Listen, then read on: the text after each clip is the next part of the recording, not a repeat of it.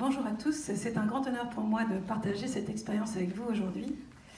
Cette expérience, elle n'était pas à l'origine un choix, une volonté RH. À l'origine, il y a eu un dirigeant, qui est notre CEO, Jacques Richier, qui a rejoint le groupe en 2008, qui a commencé par toute une phase dans laquelle il a aidé à reconstruire la société du groupe, où on avait besoin d'évoluer.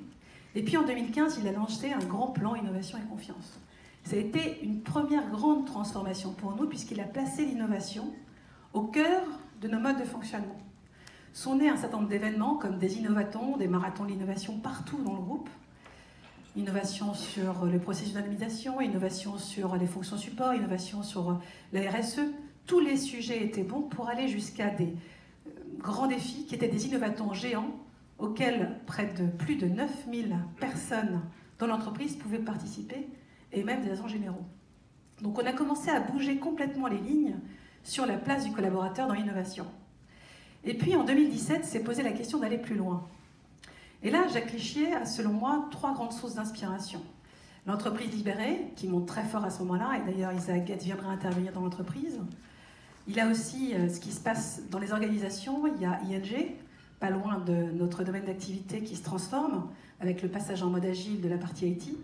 Il y a Spotify, et on voit sur le net apparaître de nouvelles formes et de nouvelles façons de travailler qui vont l'inspirer grandement. À ce moment-là, il lance 2 grands GT transverses, un GT sur l'évolution du management et un GT qu'on va vite appeler le GT écosystème. Et ce GT va donner vie aux écosystèmes d'Alliance France. C'est le projet business que je vais vous présenter et c'est l'histoire RH que je vais vous raconter en parallèle. Parce que c'est un projet dans lequel on a directement été des partenaires du changement. Alors, pour la RH, ça a été un vrai sujet. Ça nous a obligés à modifier notre approche, à penser différemment. Finalement, on passait de maisons relativement traditionnelles et cosy à des immeubles qui se construisaient dans lesquels on ne maîtrisait pas forcément le développement. Pourquoi on a fait ça au niveau de l'entreprise déjà? Petit focus sur le modèle lui-même. Bien sûr, on veut construire une compagnie agile. Notre gros enjeu, c'est le time to market. Aller plus vite sur le marché avec des offres innovantes. On est souvent trop lent quand on est un grand groupe qui a plus de 150 ans d'existence. On doit travailler sur notre productivité, on doit travailler sur notre capacité à produire des innovations rapides. On doit être attractif pour des talents des nouvelles générations, loin de l'image parfois poussiéreuse des assureurs.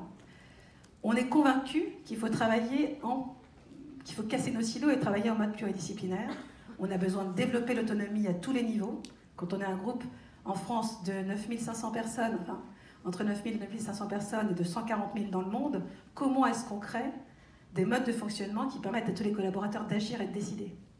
On a besoin d'intégrer de nouvelles technologies qui viennent bouleverser notre informatique, mais aussi nos processus internes.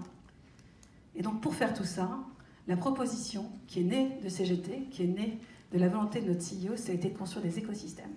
La grande particularité par rapport à ce que vous avez vu sur le marché, c'est que ce sont des écosystèmes business. Un écosystème chez Alliance France, c'est un groupe de personnes qui est réuni en squads. Ces squads sont tellement alimentés par toutes les directions de l'organigramme classique, qu'on appelle aujourd'hui centre de compétences. Autrement dit, dans la squad bleu 1, je vais avoir des représentants de la technique assurantielle, des représentants de l'indemnisation, des représentants de la vente, des représentants du market management, des experts dans le monde digital, des personnes de l'IT, et chacune des squads est mue par un objectif et une feuille de route commune qu'elle a dessinée elle-même. Donc 6 grands écosystèmes qui réunissent des compétences venant de tous les grands métiers d'Alliance France pour travailler en mode agile sur des temps courts. Ces écosystèmes, ils ont 4 grands objectifs. Être centrés sur les parcours utilisateurs, penser notre offre et nos services du point de vue des utilisateurs de bout en bout. Ils sont co-responsables de la marge, c'est-à-dire que la responsabilité de la marge technique, qui est essentielle pour un assureur, elle est aussi animée par l'écosystème leader. Ils sont staffés par les centres de compétences, dont la vocation première devient d'être sur le plus haut niveau de compétences et de performance individuelle sur la contribution, au sens de l'apport individuel de compétences. Et ils impulsent les méthodes agiles. 6 écosystèmes pour les 6 grandes lignes de business de l'assurance. Ma mobilité au sens très large, la mobilité depuis ici, là, maintenant où je suis, jusqu'au prochain lieu où je dois me rendre. Ça veut peut-être dire l'assurance de ma voiture, l'assurance de mon 2 roues, l'assurance que je vais utiliser si j'emprunte l'économie collaborative avec un autre moyen de transport. C'est de bout en bout. Donc on pense aussi des processus assurantiels qui incluent les nouveaux moyens de transport, qui incluent l'économie collaborative, qui incluent tout ce qui bouge dans notre secteur d'activité. Mon activité, c'est l'assurance autour de tout ce qui est entrepreneuriat, des entreprises. Ma santé, c'est évident, hein, c'est tout ce qui tourne autour de l'assurance santé. Ma vie quotidienne, on trouvera notamment la fameuse multirisque habitation qu'on a tous. Mon avenir, on va trouver toute l'assurance patrimoniale et protection sociale. Et dans ma construction, désolé pour la petite coquille, on va trouver l'assurance construction qui est un gros sujet en assurance. Donc des communautés, ces écosystèmes qui sont pluridisciplinaires, qu'on colocalise, c'est-à-dire que les gens ne vont plus travailler à côté de leurs homologues de la fonction technique, mais vont venir travailler à côté de leurs homologues de la squad, donc en pluridisciplinaire au quotidien, et qui sont responsables de leur feuille de route et de leur delivery.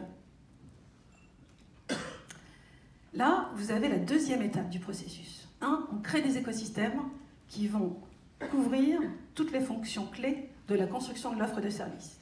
2, on mute notre IT et on fait passer notre IT en mode agile aussi, avec des tribus miroirs qui sont en face des tribus business. Et en dessous des tribus miroirs, vous trouvez également des tribus transverses. Donc on fait une double mutation.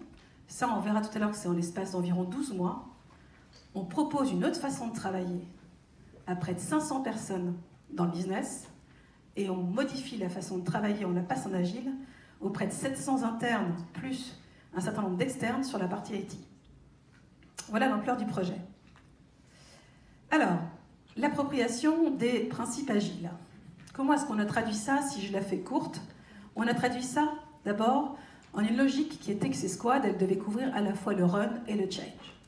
Si je suis sur la squad 2 roues, assurance de tous les véhicules 2 roues, je vais devoir m'assurer que la gestion de l'assurance de l'ensemble de mon stock de clients fonctionne bien, et en même temps, je vais devoir commencer à imaginer comment j'assure l'évolution des moyens de transport en 2 roues. Par exemple, sur un vélo que j'aurais pris sur la route, parce que c'est un vélo à disposition. Alors, je n'ai pas le nom, c'est pas vélo libre, mais l'équivalent. Mais je vais devoir couvrir l'ensemble du domaine des 2 roues. Multi-unité, je l'ai déjà dit. On a choisi de faire des squads à taille humaine, moins de 10 personnes. C'est vraiment l'objectif. Parfois, on n'y arrive pas, mais la plupart du temps, on y arrive, parce qu'on considère qu'un collectif au-delà de 10 personnes est moins efficace. Des personnes qui sont colocalisées et qui sont 100% dédiées, sauf quelques exceptions. Un squad animateur, alors là, ça a été un grand sujet. On faisait naître un rôle dans une squad non hiérarchique. Imaginez-vous. J'ai un manager qui me propose de travailler dans un écosystème, loin de lui, et dans cet écosystème, je serai dans une squad où il y aura un squad animateur qui n'est pas mon manager. On verra qu'on a fait couler beaucoup d'encre, beaucoup de débats et beaucoup de workshops là-dessus. Les méthodes agiles, bien sûr, ça faisait partie de l'enjeu. Et là, on a fait un accompagnement assez massif. Et c'est à ce moment-là, d'ailleurs, qu'on a rencontré Octo et qu'on a décidé de travailler ensemble sur cette partie-là. Et puis, on a travaillé sur l'autonomie. Deuxième petit tremblement de terre, grand pour certains, comment définir des objectifs en mode agile? Et si demain, je n'avais pas que des objectifs individuels dans ma carte de performance, mais aussi des objectifs communs, solidaires, dans une même équipe? On y reviendra tout à l'heure. Alors, qu'est-ce qui s'est passé pour la RH à ce moment-là? La RH, elle est très vite, grâce à notre DRH Elisabeth Svez, associée dans les grands chantiers. C'est-à-dire qu'on va avoir la chance, non pas d'arriver enfin avec la livraison du projet qu'il faut traduire en mode RH, on va avoir la chance, moi qui à l'époque m'occupe de tout ce qui est développement RH au sens large, information, etc., et ma collègue Anne-Claire Vermode RH, d'être directement associée dans les groupes de travail, les 2 premiers GT, et d'être à la source des premiers échanges. Mais vite, on va se poser les questions, mais en fait, votre projet, c'est qui? Ça concerne qui? Dans ces questions-là, vous trouvez QQECP, hein, qui, où, comment, quoi. Et finalement, le projet est lui-même complètement en train de se construire. Donc on va répondre aux questions les unes après les autres, et on va voir qu'on va avoir à plusieurs moments un risque. Ce risque, il est celui d'être un frein ou un catalyseur. Tu l'as employé tout à l'heure, le terme catalyseur. Finalement, quand on a une fonction expert, corporate, on est des sachants. On sait qu'il faut passer par telle instance, on sait qu'il faut faire tel bilatéral, on sait qu'il y a tel risque, on sait qu'il faut prévenir telle personne, on sait qu'on peut s'exposer à tel ou tel problème, et donc on peut voir un projet par l'ensemble des problèmes et de sa non-compatibilité avec tous nos standards pour délivrer.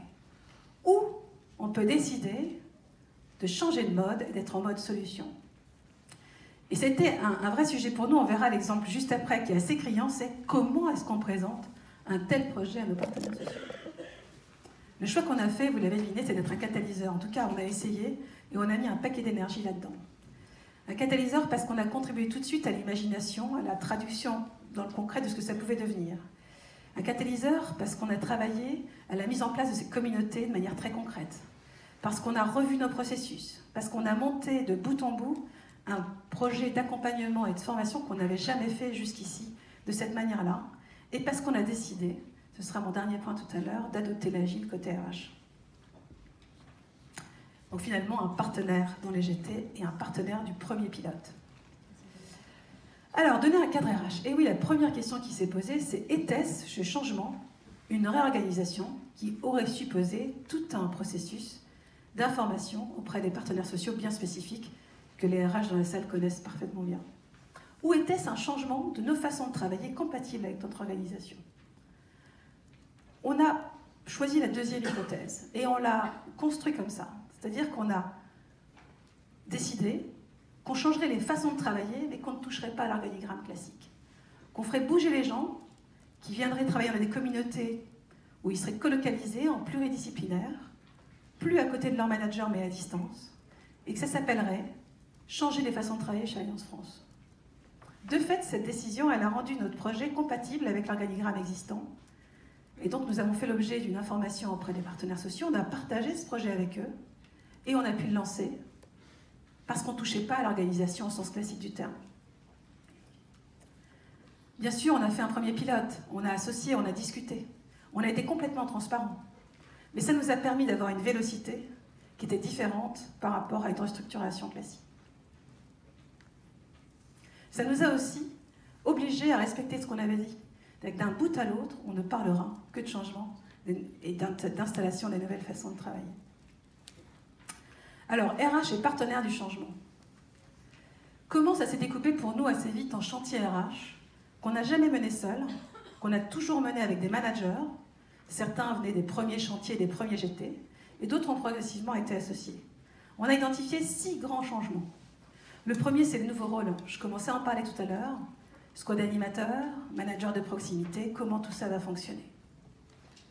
Coach Agile, une des premières décisions assez importantes et assez symboliques qu'on a prises, ça a été de faire naître cette fonction de Coach Agile interne chez Allianz France. On a ouvert 20 postes et on a fait en grande majorité du recrutement interne. Sur chacune des personnes qui est devenue Coach Agile, on a investi sur des formations conséquentes qu'on a d'ailleurs construites avec Octo pour donner les moyens à des gens de chez nous d'adopter ce nouveau job, cette nouvelle fonction au sein d'Allianz France.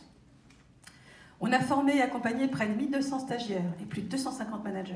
Et on a fait ça en parallèle, j'y reviendrai. On a travaillé pour la première fois, nous RH, qui n'étions pas des RH du monde du consulting, sur des revues de staffing. Donc on a aussi changé notre rôle. Comment réconcilier un organigramme classique et le setup des écosystèmes. On a complètement modifié notre approche de la performance, on y viendra tout à l'heure, et on a travaillé à mort sur le feedback. Alors, le staffing. Jusqu'ici, un RH, il staffe des postes. Il recrute sur un poste. Et bien nous, on staffe en 2 temps. On staffe des postes qui vont staffer des écosystèmes. Donc aujourd'hui, quand on ouvre des postes chez Allianz France, on ouvre des postes qui vont alimenter une vision stratégique de la performance des compétences d'un domaine donné, par exemple la technique ABR. Et cette direction technique ABR va ensuite proposer des ressources, des compétences et donc des personnes aux écosystèmes. Donc on demande aux managers de travailler sur un temps long qui est celui de la construction de la compétence de manière durable, et on investit en conséquence en formation. Et en parallèle, le RH vient épauler les managers de centres de compétences et les écosystèmes leaders pour staffer les écosystèmes. Je vous donne l'exemple là du staffing du premier écosystème. On a eu 4 semaines pour le faire, c'était le premier. C'était en novembre 2017. Et c'était une sacrée expérience, parce qu'il fallait à la fois se mettre d'accord sur le processus et réconcilier les gens. Laissez alors les écosystèmes leaders. Notre premier écosystème leader, Delphine Asseraf, qui a fait un travail remarquable, était nommée. Et elle présentait son setup à tous les centres de compétences. Il y avait du monde dans la salle, tous les grands métiers d'Alliance étaient réunis pour discuter de comment on allait staffer cet écosystème. Donc on a présenté le dossier de setup à l'ensemble des managers. Eux-mêmes l'ont présenté à l'ensemble des collaborateurs, puis s'est mis en place une logique de candidature. Est-ce que moi, Cécile, j'ai envie de rejoindre l'écosystème à mobilité? Pour y faire quoi? Et est-ce que peut-être j'ai envie de devenir squad animateur? Ce nouveau rôle un peu bizarre, en tout cas nouveau, qu'on me propose. C'est remonté, on a rediscuté avec l'écosystème leader, on a sélectionné les animateurs de squad avec l'appui de la RH, c'était des entretiens à 3. Et puis finalement, on a proposé et été complètement transparent sur la photo finale. Ça nous a pris 4 semaines, il y a eu un nombre de discussions assez hallucinant et il fallait revenir plusieurs fois. Plusieurs fois, il fallait réexpliquer aux managers que non, ils ne perdraient pas tout lien avec leurs collaborateurs. Qu'au contraire, le lien changeait et il serait d'autant plus important dans la cible parce qu'il faudrait qu'il soit plus impactant quelque part, plus rare et plus impactant. Et inversement, au niveau de l'écosystème leader, que les squads animateurs seraient des animateurs, seraient des facilitateurs, pas des managers. La deuxième chose qui est très vite apparue, c'est que moi, une fois dans l'écosystème à mobilité, mais comment allez-vous m'évaluer? Je vais être au quotidien avec mes pairs, mais qui va me juger à la fin? Et mes augmentations? Et mes primes? Et mon bonus? Qui va le calculer? Premier grand constat en agile qui nous a fait beaucoup réfléchir, si on veut travailler en mode agile, si on veut travailler en mode collectif, il faut des objectifs communs. Il faut qu'à la fin des fins, ce soit le match que l'équipe gagne et pas la performance individuelle de chacun des coureurs sur le terrain de tennis ou de foot comme vous préférez. C'est mieux foot parce que c'est une équipe. Donc on a souhaité déjà que sur la partie WOT, le delivery, tout le monde joue le même match. Le résultat est commun, on gagne le match ou on le perd. Donc sur la partie WOT, ce sera une définition d'objectifs commun à l'ensemble des membres de la squad, quel que soit leur niveau, quelle que soit leur origine métier. Et ces objectifs-là, ils sont proposés par la squad qui construit sa feuille de route. Et ils sont ensuite bien sûr challengés avec l'écosystème leader, qui peut en discuter avec les centres de compétences. À la fin des fins, au bout d'un an, le résultat sera collectif. Comment alors est-ce que je reconnais l'investissement de chacun des joueurs? Bon, on va le faire sur le how. Et c'est là où on redonne au management, où on laisse au management toute la noblesse de son rôle, qui est celui de développer la performance des personnes. Et donc on va reconnaître la partie compétence, la partie posture, la partie contribution sur le comment j'ai aidé l'équipe à gagner. Et celle-là, elle est bien sûr à la main du manager, qui reste le manager hiérarchique, on reste cohérent avec l'organisation classique, et qui est celui qui s'occupe de la partie performance, carrière, mobilité. Quand on a présenté ça aux équipes, dans les grandes salles des écosystèmes qui sont les agoras, il y a eu beaucoup de bruit. La première question qui s'est posée, c'est la confiance. Mais mon manager sera-t-il équitable? Est-ce qu'il verra ce que je fais? Là, on a discuté des mécanismes de one-to-one, d'entretien régulier, qui sont importants. On a discuté du feedback. On a discuté de la mid-term review. On a discuté de l'importance du dialogue avec le manager. Et est venue une idée à laquelle on ne s'attendait pas. Ils nous ont dit, mais vous parlez feedback. Nous, on voudrait faire du feedback entre nous. Et ce qui est monté des équipes, c'était l'envie de faire du 360, de se créer un outil 360 qu'on a conçu avec les équipes. Là, ça s'est traduit dans des GT avec les collaborateurs directement concernés dans les écosystèmes. Et on a proposé un outil que je vais vous montrer qui est assez sympa, qui est un peu particulier. Certains diront qu'il est anecdotique, moi je le trouve profondément vertueux. C'est un petit outil de feedback positif. Finalement, on a proposé aux gens de rentrer dans du co-développement. Donc l'attente, c'était un outil 360, développer les regards croisés dans l'écosystème, et il y avait quelque part en toile de fond, me donner les moyens de discuter avec mon manager grâce à cet outil qui aura montré comment ça s'est passé dans l'écosystème. 2 objectifs. Travailler le co-développement, puisqu'in fine, indépendamment de l'évolution, ce qu'on veut, c'est que ces équipes, elles prennent. C'est que la mayonnaise prenne. Et 2, renforcer la dynamique agile. Le feedback, on le sait, ça fait complètement partie de l'agilité. On a fait le choix de construire une approche positive, et là encore sur la base du volontariat. On n'est pas rentré sur une grande mécanique RH où tout le monde doit y passer. On est parti sur quelque chose de sympa, positif, et sur la base du volontariat. Et on a choisi 2 questions. Des questions qui sont volontairement extrêmement positives. Qu'est-ce que tu as préféré dans le fait de travailler avec moi dans l'année qui s'est passée? Qu'est-ce que tu as aimé chez moi? Qu'est-ce qui t'a permis à toi, avec moi, de bien travailler, par exemple? Et la deuxième question, c'était, si tu me donnais un conseil de développement, ce serait lequel?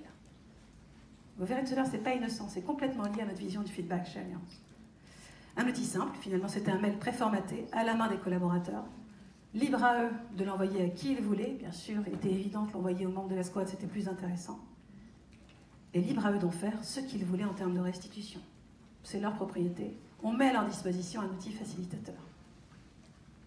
Finalement, en faisant ça, en discutant avec ces gens-là, on commence, vous le voyez, à aller sur un terrain qui est celui du RH coach. Et je vous propose une petite expérience de RH coach. Alors pour cette petite expérience, je vais vous demander de fermer les yeux. Voilà. On va parler de feedback les yeux fermés. Essayez de vous souvenir de quelqu'un qui, dans votre vie passée, récente, vous a dit quelque chose qui vous a fait bouger. Cette personne, elle vous a dit quelque chose qui vous a fait comprendre que peut-être vous pouviez faire autrement, que peut-être il y avait d'autres leviers. Ça a été un moment dur, fort, parce qu'à ce moment-là, il y a eu un déclic, et pour accueillir ce déclic, il a fallu que vous soyez en confiance. Continuez à fermer les yeux, on va faire le tour, et pour ceux qui en ont marre, vous pouvez les ouvrir. Il est fort probable que cette personne, elle ait pris un moment très particulier avec vous, qu'à ce moment-là, elle était centrée sur vous, qu'elle avait le temps, qu'elle était disponible. Il est certain qu'elle a mis du temps et qu'elle a choisi les mots pour le dire, que vous avez senti dans ce qu'elle vous disait l'attention aux mots. Il est aussi assez évident qu'elle a, pas forcément d'ailleurs, il est possible qu'elle ait commencé par du positif. En fait, quand on veut dire quelque chose à quelqu'un, si on commence à le rassurer sur sa valeur, sur ce qu'il apporte, il est beaucoup plus ouvert à la construction derrière, parce qu'il se sent accueilli et reconnu. Je suis sûre que l'échange a été équilibré, que vous avez pu vous exprimer en disant « mais tu vois, j'ai voulu agir comme ça, j'ai fait ça parce que j'étais dans tel état émotionnel » ou « tu vois, là j'avais raison, t'étais vraiment con » ou peu importe. En tout cas, il y a eu un échange dans ce moment de feedback. C'était pas un moment de recadrage, ni quelque chose à l'unilatéral. Ce qui est sûr aussi, c'est que vous avez pu discuter avec cette personne de comment faire autrement. Ce qu'on voit beaucoup en coaching, c'est « oui, je sais que je devrais faire autrement, mais comment ?» Et dans le feedback en one-to-one, on peut échanger sur les solutions. J'espère que cette personne, vous l'avez revue derrière. Parce que si vous avez essayé d'autres touches comportementales, si vous avez bougé, elle vous aura encouragé. Peut-être enfin que vous avez développé une démarche de feedback régulier avec elle. Et peut-être encore, et je l'espère, qu'un jour, c'est le contraire qui s'est produit. Que c'est vous qui avez aidé à votre tour cette personne, peu importe quel ait été votre supérieur hiérarchique, votre père, votre frère, votre collaborateur ou votre collègue, mais ça s'est retourné. Et c'est pour ça que le feedback, c'est un cadeau. Cette proposition de valeur que je viens de vous faire, on l'a faite, nous, RH, à de multiples endroits. On l'a faite devant une plénière de près de 250 dirigeants. On l'a faite dans des ateliers de feedback qui ont été mis à disposition des managers, des collaborateurs, et animés par de nombreux RH. Donc là aussi, on bougeait les lignes, on allait sur un terrain qui est un peu différent du nôtre. On reprend un peu de hauteur, et là, on repasse sur la vision RH. On l'a dit tout à l'heure, sur un projet comme ça, il faut un plan de transformation assez massif. Et là, on a été ambitieux, on l'a joué stratégie RH et on s'est dit, nous, on veut 3 cibles. La première cible, c'est les 550 personnes des écosystèmes et les 700 personnes des tribus. On n'a pas le droit à l'erreur, il faut massivement leur donner les moyens de basculer en agile. La deuxième cible, c'est les managers. Je ne managerai plus en regardant le mail qui est en train de finaliser mon collaborateur à côté de moi. Je ne l'aiderai plus à prendre des décisions à tout bout de champ. Je ne planifierai plus son activité. Je ne déciderai plus avec lui tout ce qu'il peut décider seul maintenant. Donc comment est-ce qu'on bouge les lignes sur les managers? Comment est-ce que, en plus on est dans le management à la française, le management à la française, plus que tous les autres managers en Europe, il était centré sur la planification et la décision. Donc comment est-ce que je bouge les managers? Et là on a créé un programme d'accompagnement sur la posture managériale. Et puis enfin, le risque d'un grand groupe, c'est toujours pareil chez Allianz. Il y a les happy few à la défense qui vivent des choses vachement sympas. Et nous, dans les sites de production, il nous arrive quoi? Donc le troisième enjeu de notre projet, c'était en faire un projet d'entreprise et pas un projet de siège.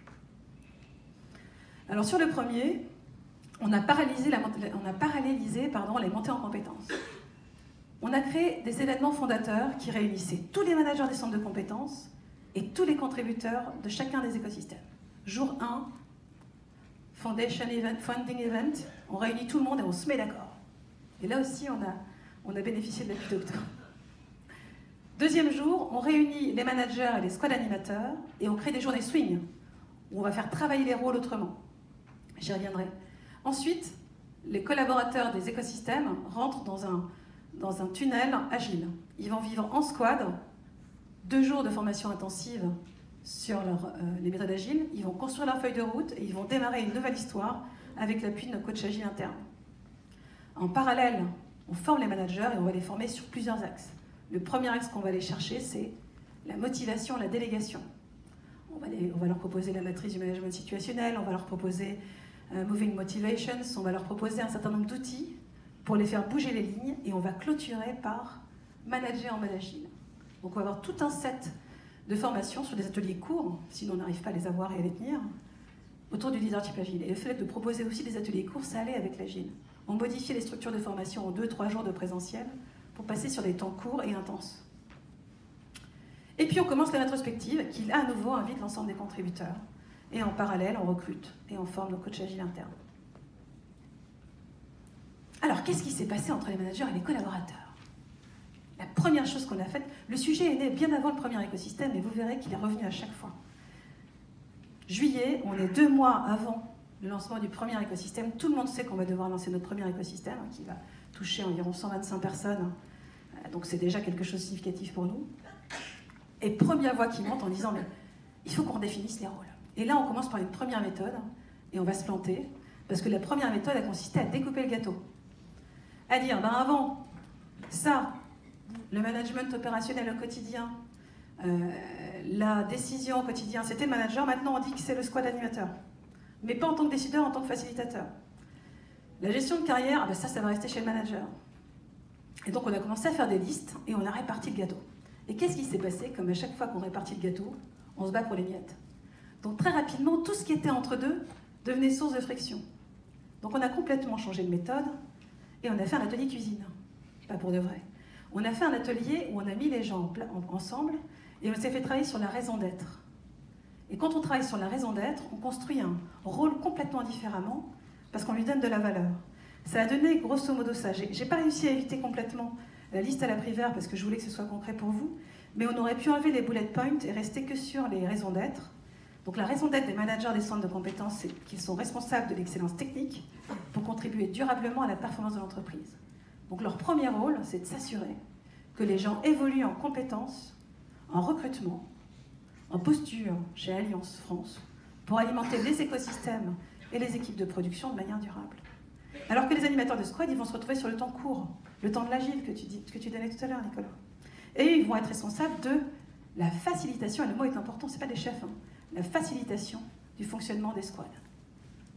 Et c'est probablement eux qui, dans l'année qui a suivi, ont vécu le plus difficilement les choses, puisque c'est un rôle complètement nouveau, sur lequel ils étaient facilitateurs. Certains ont parfaitement endossé ce rôle, d'autres ont souffert et ont eu besoin, je regarde Jeanne puisqu'elle fait partie des coachs agiles, ont eu besoin d'un accompagnement plus individuel. Côté RH, il s'est posé une deuxième question, c'est-à-dire que les managers venaient nous voir en nous disant mais le processus de recrutement, ça va se passer comment et le processus de performance, on a compris le projet, mais nous, comment on s'organise? Et ils sont venus avec plein de questions qui pour nous étaient finalement pas forcément des questions, et on voyait bien qu'ils avaient besoin de travailler autrement, en tout cas de se réapproprier les processus RH. Et là, la décision qu'on a prise, c'est que nous aussi, on avait besoin de revoir nos processus, et que si on voulait pouvoir discuter avec le monde des écosystèmes et le monde des managers, il fallait qu'on modifie notre façon de faire. On a créé une squad RH. C'est venu d'une des personnes de l'équipe qui a dit « mais nous, Cécile, on peut le faire aussi ». Et on a créé une squad RH. Cette squad RH, elle a été composée de personnes de ma direction, développement RH, formation, marque employeur, talent management, et des équipes des HRBP. Et cette équipe, elle s'est réunie, elle s'est fait former aux méthodes agiles et elle a créé son premier backlog. Elle a créé sa première team manager RH. C'est-à-dire que la première décision qu'ils ont prise une fois qu'ils ont fait leur backlog, avec tous les ateliers qu'ils devaient animer, ils ont créé autour d'eux un certain nombre, une communauté de managers référents dans les centres de compétences. Et ils ont lancé des ateliers RH. Là, on a réuni l'ensemble des managers des centres de compétences et on leur a proposé de travailler sur comment est-ce que je gère les carrières demain dans ce nouveau monde qui peut paraître un peu compliqué. Comment est-ce que je travaille la performance et les talents? Comment est-ce que j'évalue les gens? Comment est-ce que je gère le temps?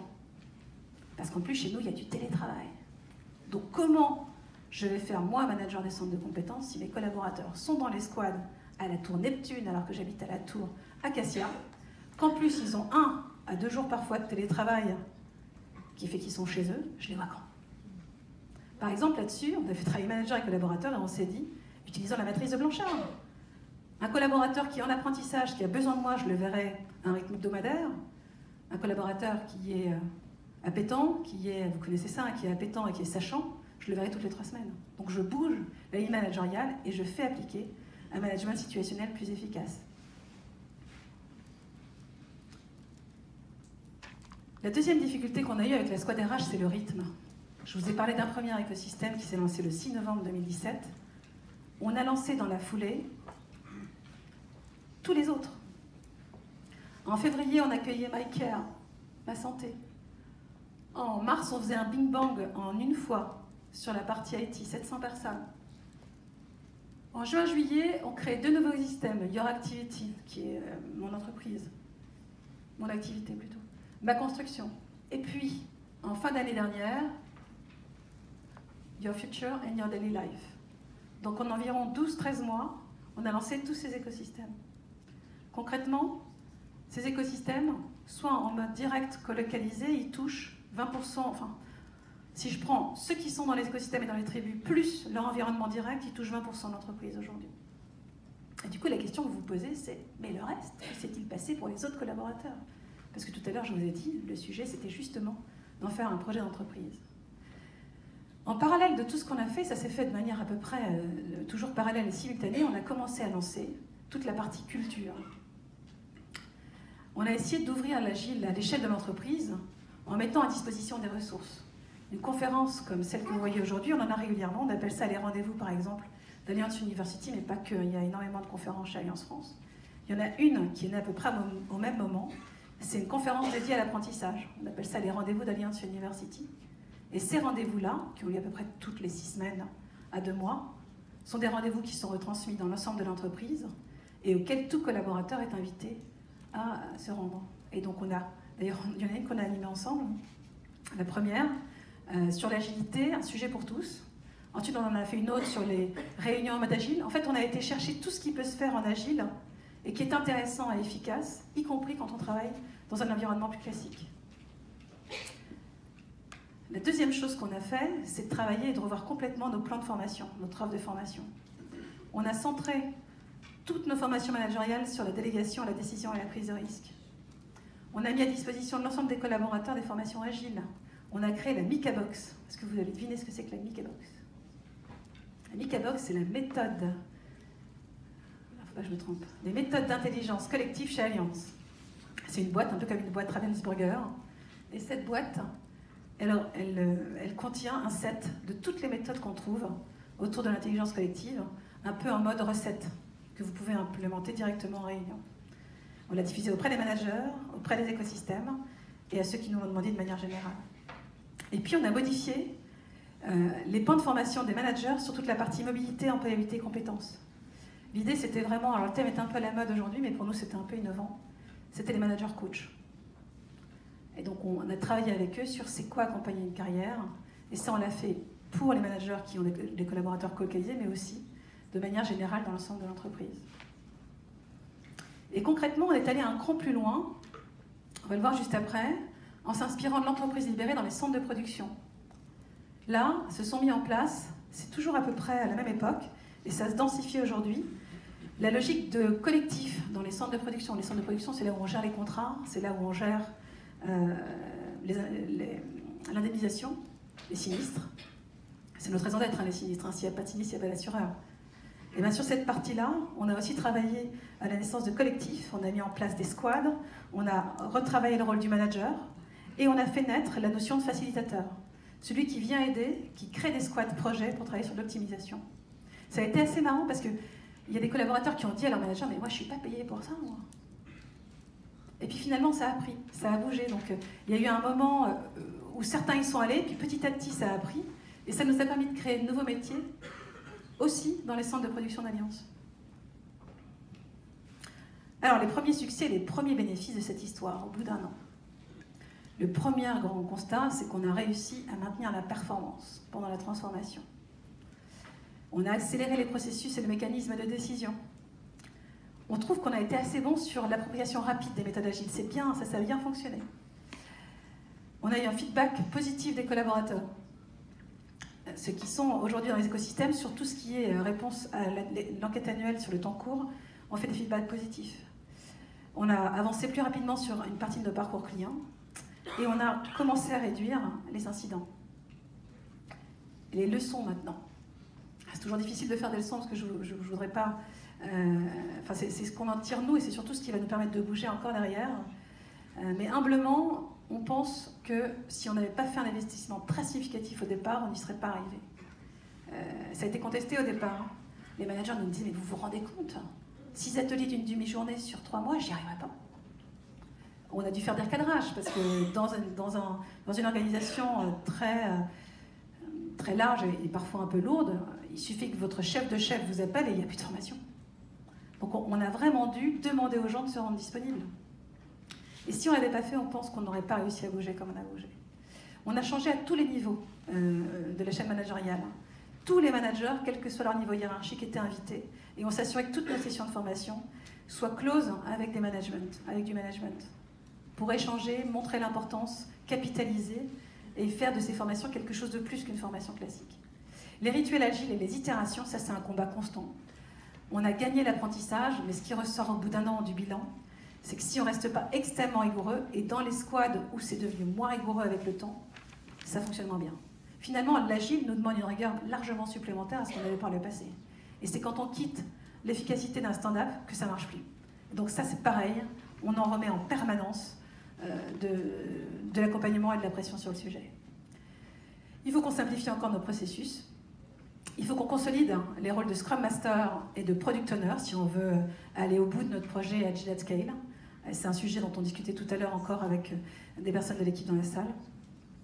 Il faut faire le nécessaire pour que ce setup des écosystèmes soit vivant. Un écosystème, c'est forcément vivant. J'ai un projet qui s'éteint, une squad s'éteint, j'en ai une autre qui arrive. Et là, à nouveau, on vient déranger le management, on vient déranger les centres de compétences qui doivent allouer de nouvelles ressources ou allouer leurs ressources différemment. Donc là, on a mis en place des revues de staffing. C'est pas facile, mais il faut tenir. Et puis, les principes de responsabilité, délégation et collaboration, il faut les rappeler sans cesse. Cette année, c'était la 2e année où on faisait les objectifs collectifs. On a dû rediscuter. C'est pas forcément acquis. Ou alors ça se rediscute, en fait. C'est peut-être ça. On verra tout à l'heure, ça se rediscute. Alors, côté perspective RH, il faut qu'on continue à accompagner sur le staffing. On a un sujet sur la visibilité des collaborateurs en termes de mobilité. C'est un environnement sur lequel on n'a pas encore su construire de la limpidité sur le sujet et on doit retravailler nos processus.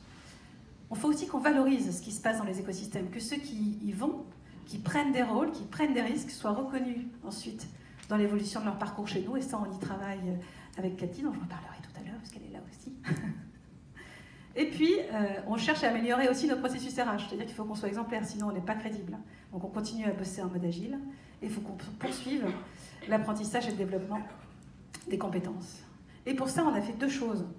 On a cessé d'avoir des gens comme moi qui étaient partie prenante de ce grand déploiement, c'est pour ça que je suis là aujourd'hui, et on a nommé quelqu'un, qui est Cathy Redke dans la salle, qui est devenu DRH des écosystèmes, et qui assure un rôle central au niveau de la DRH sur ce projet. Et puis on a maintenu bien sûr la squad RH, et bien sûr elle aussi, elle est véloce.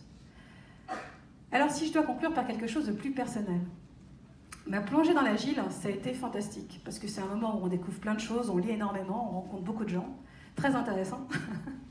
Et puis, on vit des expériences inédites. Ma première rétrospective, parce qu'on faisait des rétros, après chaque séquence de formation, avec Octo par exemple, et ma première rétrospective d'Octo, il y a une animatrice d'Octo qui m'a dit « Cécile, tu mets beaucoup de pression. Cécile, en mode agile, il faut aussi que les gens aient envie de bosser avec toi, pas que à l'intérieur d'Alliance, à l'extérieur d'Alliance aussi. » Donc à ce moment-là, c'était un feedback qui était bien amené, parce que c'était une rétrospective, on avait commencé par le positif, que j'ai reçu, qui m'a été bien utile derrière. Et aujourd'hui, on travaille très bien ensemble. Donc ce que j'en déduis, moi, et c'est pour ça que je voulais tous ces mots précédemment, parce que c'est les mots où on discute, c'est finalement ce que j'ai compris de l'agile après avoir essayé de baigner dedans un maximum, c'est que ça a renforcé ma conviction dans l'éthique de la discussion. J'aime bien ce mot-là, l'éthique de la discussion. Ce qu'on a dû faire en permanence côté RH, c'est accepter de débattre. on n'était pas sur un mode top-down. On ne pouvait réussir ce projet que si on discutait à chaque fois que ça n'allait pas. Donc il fallait accepter de débattre de tout. Du fonctionnement en mode colocalisé, de la performance, de l'outil de feedback. À chaque fois, on est allé dans les agoras et on a discuté. La deuxième chose, c'est qu'entendre ne suffit pas. Si on faisait qu'entendre, qu'on partait, qu'on revenait avec une solution, on était mort. Donc il fallait écouter activement. Puisque les gens apprenaient en même temps que nous, finalement. La troisième, c'est qu'il fallait ouvrir les possibles. Si on était resté sur ce qu'on connaissait en RH, on n'aurait pas accompagné le projet, on serait devenu un problème. Et le dernier, c'est que ma conviction profonde, et je l'utilise sur de nouveaux projets aujourd'hui dans mon nouveau rôle de RH, c'est que toutes les solutions qui sont co-construites ont un pourcentage à la fois de qualité intrinsèquement dans ces solutions et dans la capacité à prendre sur le terrain qui est largement supérieure. Voilà, j'en ai fini. Je vous remercie pour votre attention.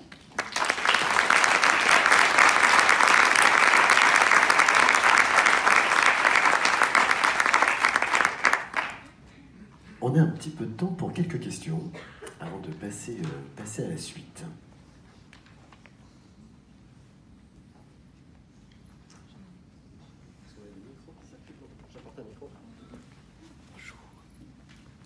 Bonjour, Anne Perrier-Leloir, je travaille chez Orange.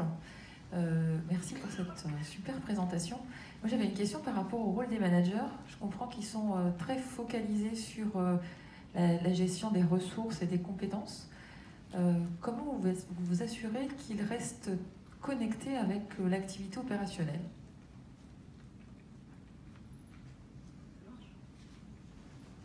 Là, ça marche? Oui, ça marche. Alors, c'est un vrai sujet. En fait, dans les ateliers managers qu'on a fait, on a défini un certain nombre de points de repère. Je l'ai un peu dit tout à l'heure, tout collaborateur doit avoir un point avec son manager, à minima, toutes les 3 semaines. Ça, c'est un repère qu'on s'est donné. Le deuxième repère qu'on s'est donné, ça a été de dire, tout collaborateur en difficulté voit son manager toutes les semaines. Mais en fait, bizarrement, on a eu le problème de détachement du manager à certains endroits. C'est plutôt faible, mais c'est arrivé. Et là, on a dû jouer notre rôle côté RH, d'alerte. Mais on a plutôt eu le problème inverse. C'est-à-dire qu'on a eu des centres de compétences qui continuaient à fonctionner selon l'ancien mode, qui créaient énormément d'événements autour des centres de compétences et qui demandaient à leurs collaborateurs d'être extrêmement présents sur les locaux et les espaces géographiques des centres de compétences. Donc on a eu plutôt un sujet qui était des centres de compétences qui ne lâchaient pas la bride, plutôt que l'inverse. Et donc on a dû retravailler par exemple sur un certain nombre de principes de fonctionnement. Il a par exemple été convenu entre centres de compétences et écosystèmes qu'il n'y aurait pas de réunion des centres de compétences sur les stand-up du matin. Sinon on tuait les rituels agiles du matin. Qu'on privilégierait les grands temps forts des centres de compétences sur les mardis après-midi, je crois, et les jeudis après-midi. Parce que les autres grands temps des squads et des écosystèmes pouvaient s'organiser autour. Donc on a commencé à mettre en place ce genre d'arrangement. Mais le problème qu'on a eu, c'est plutôt l'inverse. C'est des managers qui avaient du mal à autoriser leurs collaborateurs à être présents là où ils devaient être et à décider pleinement. Et encore une fois, c'était très différent de certains domaines à d'autres. Aujourd'hui, ça fonctionne globalement très bien. Et on pense que la deuxième année, elle va nous permettre de passer à l'étage d'après. Je ne sais pas si j'ai répondu à votre question, mais c'était... Une autre question? Je fais le tour.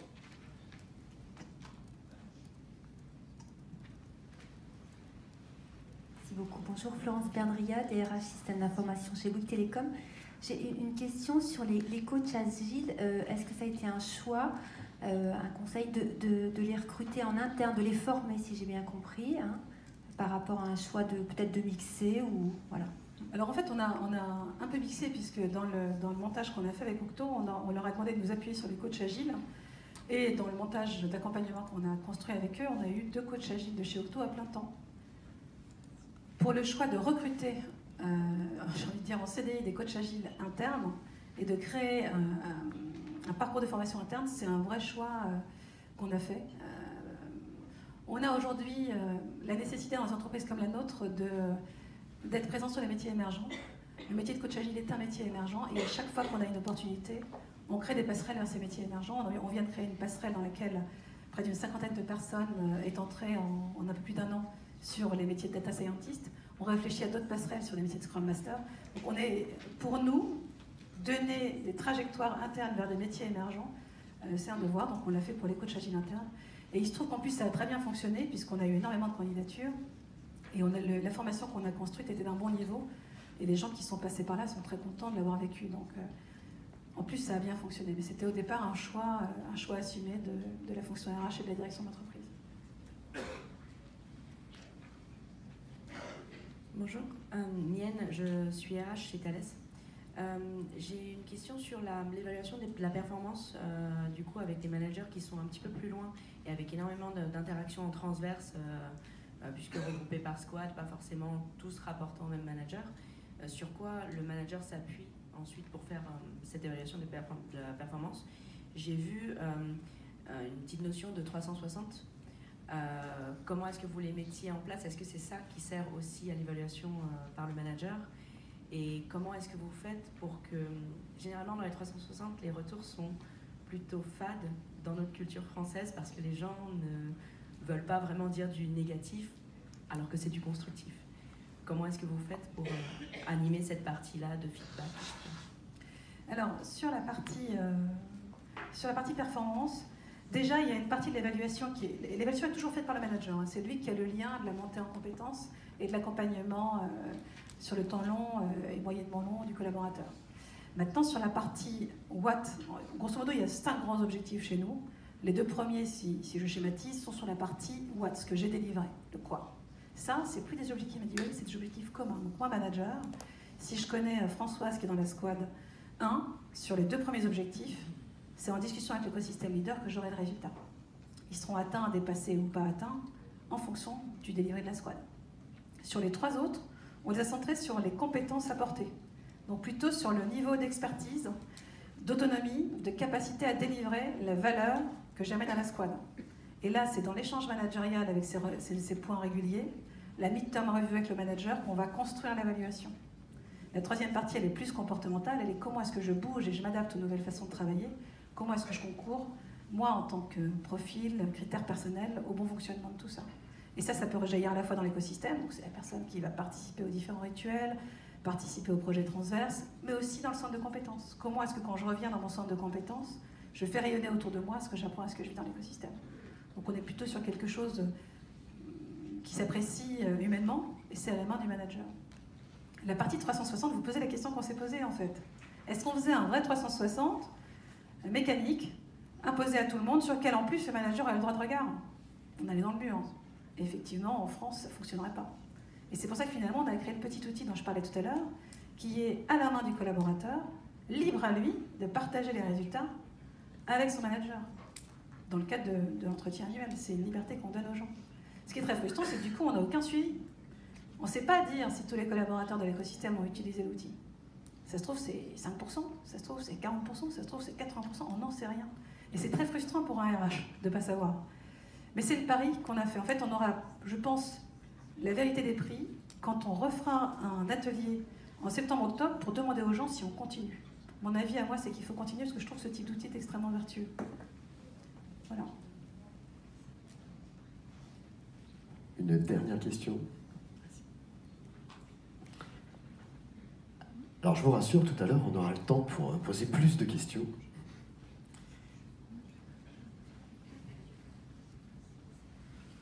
Oui, bonjour, je suis Anaïs Chouet, je travaille à la DRH au sein d'EDF. Moi, j'avais une question à vous poser. Si je mets de côté le côté déclencheur du dirigeant qui est essentiel, mais qu'on n'a pas forcément toujours, c'est quoi, selon vous, le déclencheur en fait, au sein de votre programme qui est très ambitieux, très complet? C'est quoi finalement le truc qui a fait bouger le ligne? Est-ce que c'est le positionnement du manager? Est-ce que c'est méthode agile? Est-ce que c'est le feedback? Mais si vous deviez retenir un point par lequel commencer, en fait, lequel nous conseilleriez-vous? C'est une question qui n'est pas facile. Hein. Une mutation comme celle-ci, sans une volonté très forte au plus haut niveau de l'entreprise, ça me semble difficile. Si maintenant on reformule la question en se disant quels sont les grands facteurs clés de succès une fois qu'on avait ce prérequis-là qui a été majeur et qui reste majeur, je pense que la démarche collaborative de départ qui a duré quelques mois, dans laquelle on a travaillé en petits groupes pluridisciplinaires pour construire ce projet, elle a été clé, puisqu'on a tout de suite mis la discussion sur le sujet.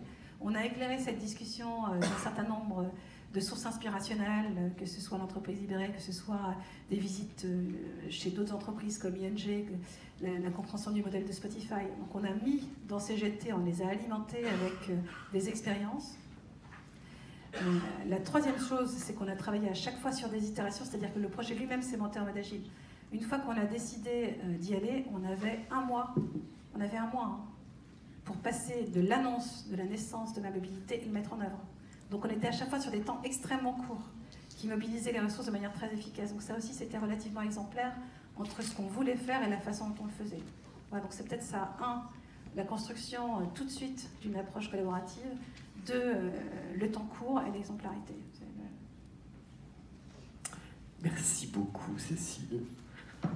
Je pense qu'on peut de nouveau t'applaudir. Merci.